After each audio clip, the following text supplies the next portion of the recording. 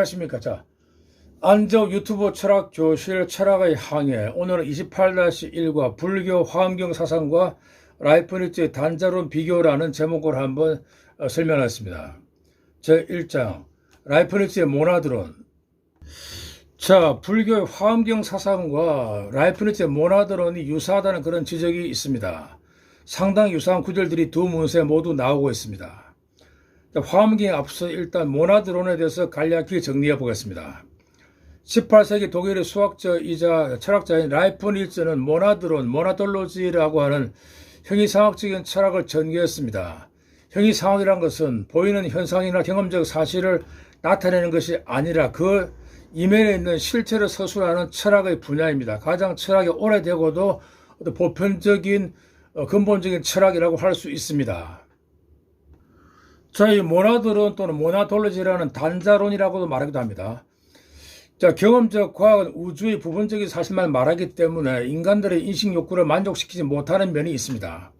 독일 관념론 철학자의 창시자인 임마누엘 칸트는 이를 인간 이성의 타고난 본성이라고 합니다. 자, 정리했습니다.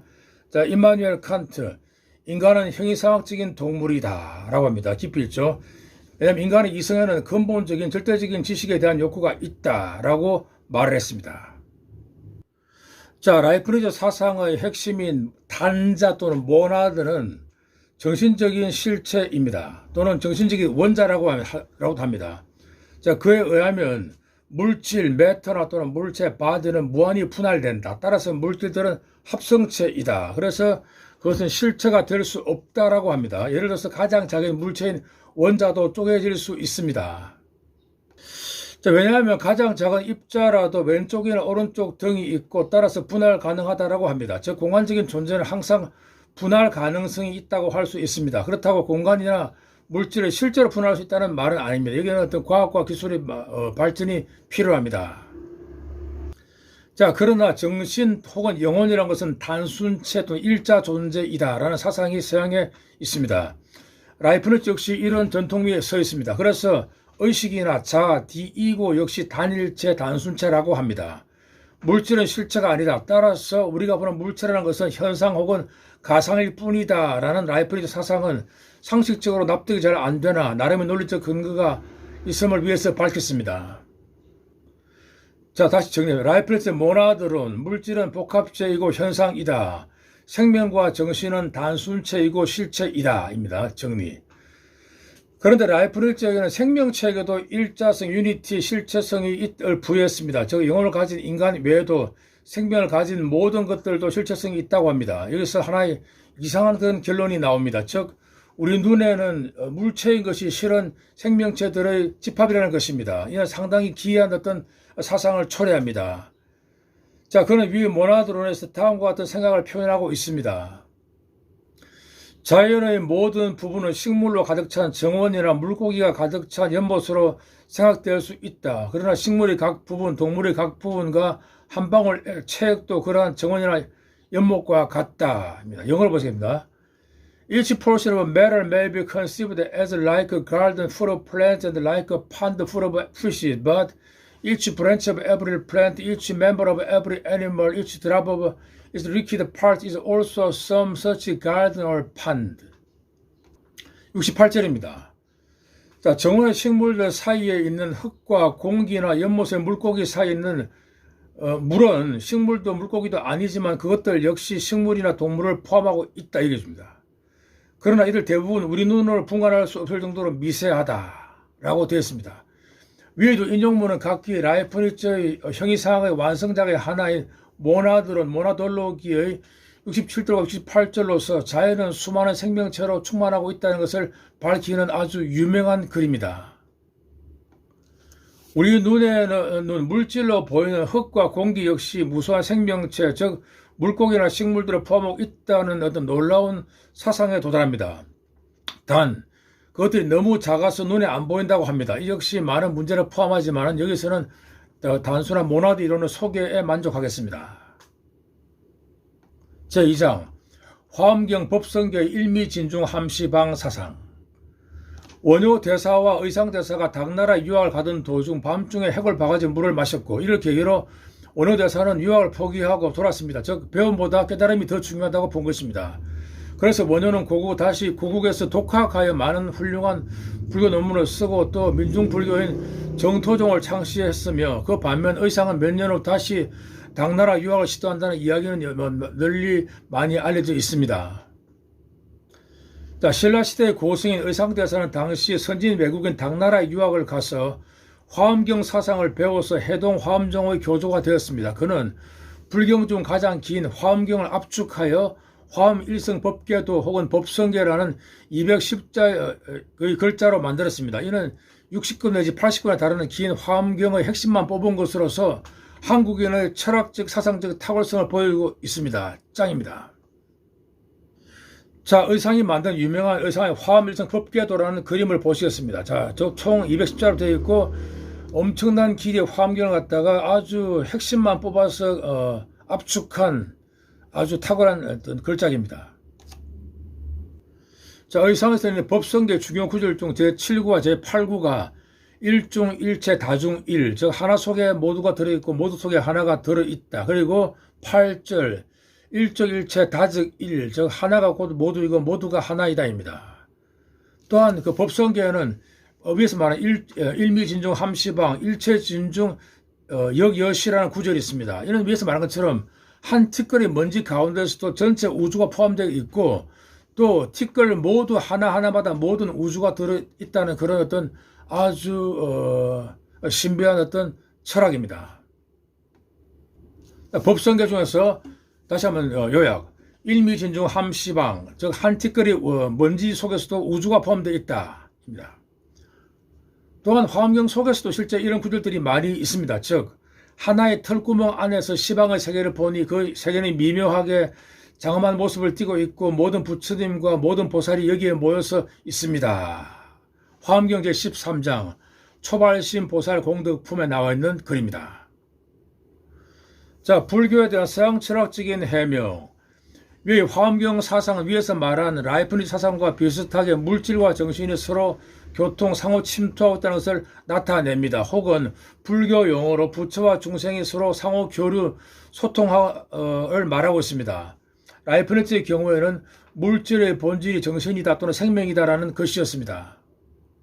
자, 이에 대한 간략한 설명을 해보겠습니다. 물론 불교는 종교이기 때문에 그 속에는 사상과 이론도 있기는 하지만 현실이나 상식을 뛰어넘는 부분, 신비한 것들이 있습니다. 이런 부분은 종교 특유의 영역이므로 그대로 보존하고 단지 여기서는 자, 그 방점, 이성과 철학의 입장에서 설명되는 부분만을 한번 풀이해 보겠습니다. 모든 것이 아니란 말이죠.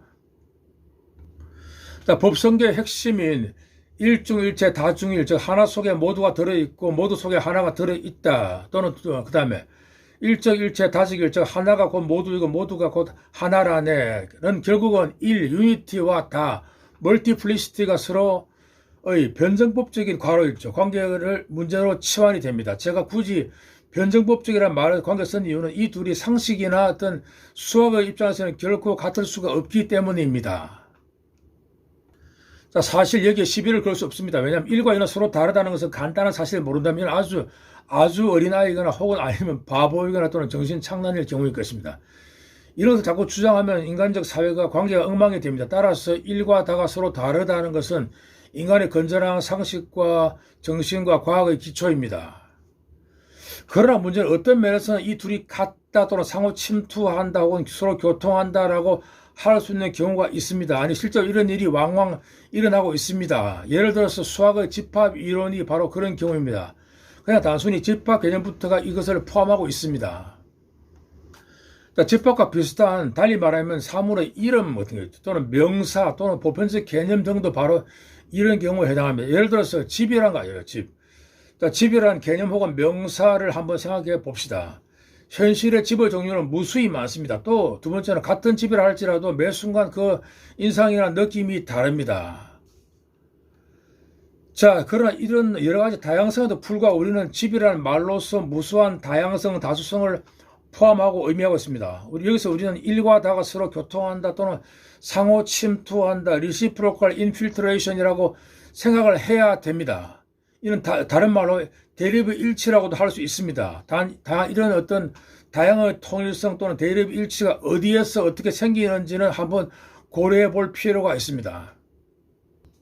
독일의 위대한 철학자 임마누엘 칸트는 이런 일치가 사물 자체라서 보다는 도리어 인간의 정신 내지 의식에서 일어난다고 했습니다. 그는 이를 바로 선험적 통각에 의한 다양성을 종합적 통일이라는 말로 개념화했습니다. 아주 중요한 구절이죠. 다양성을 종합적 통일. 칸트가 썼는 순수 이성 비판을 한 핵심을 압축한 말이 바로 이 말입니다. 다양성을 종합적 통일, 그리고 선험적 통각 같은 것이죠. 자, 그 밖에도 피에테나 헤겔의 경우 이들을 좀 더 노골적으로 표현했습니다. 즉, 이래서 다로 이행한다라고 합니다. 근데 문제는 칸트의 경우는 이처럼 정신 혹은 의식 안에서 일과 다가 서로 교류 또는 이행한다라고 전제를 해야 됩니다. 그래야 비로소 칸트의 어떤 그 원리 있죠. 종합적 통일이 비로소 가능합니다. 따라서 불교 화엄경에 나오는 일중일체 다중일이나 또는 일미진중 함시방 사상은 이해가 됩니다. 즉 일과 다의 상호 침투 또는 주관과 객관의 상호 침투입니다. 또는 달리 말하면 부처와도 중생이 서로 침투하고 또 어떤 물질과 어떤 그런 그 정신이 서로 침투한다입니다. 단 후자였죠. 즉 다시 말하면 일미진중 함시방의 경우에는 또 큰과 작은 것의 그런 관계가 덧붙여 있습니다. 자, 한 번 더.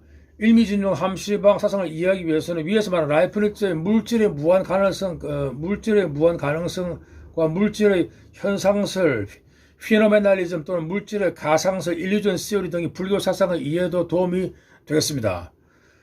물론 불교의 종교성, 즉 도를 닦는다, 깨달음을 얻는다, 성불한다 등의 내용을 여기서는 다룰 수는 없습니다.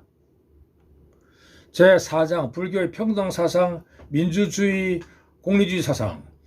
위에 철학적 해석에 덧붙여서 화엄경의 정신을 필자는 평등주의와 공리주의 혹은 부처의 대자 대비 사상을 지적합니다. 화엄경은 곳곳에 이런 철학이 숨어 있습니다. 즉 부처나 범인이나 또는 원칙적으로는 같다입니다. 경전의 목적은 모든 사람이 이익을 주려고 하는 것이다 라고 나와 있습니다.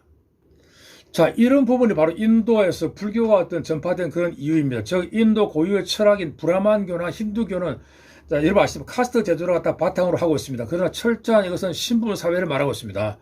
자, 종교나 철학이 오히려 그런 사회적 착취를 강화, 합법화시키는 도구가 될 수 있습니다. 이는 유명한 칼 막스는 종교는 인민의 아편이다라고 말했습니다. 이처럼 종교가 도리어 사회적인 억압과 어떤 그런 그 지배를 합법화시키는 역할을 한다는 것이 있습니다.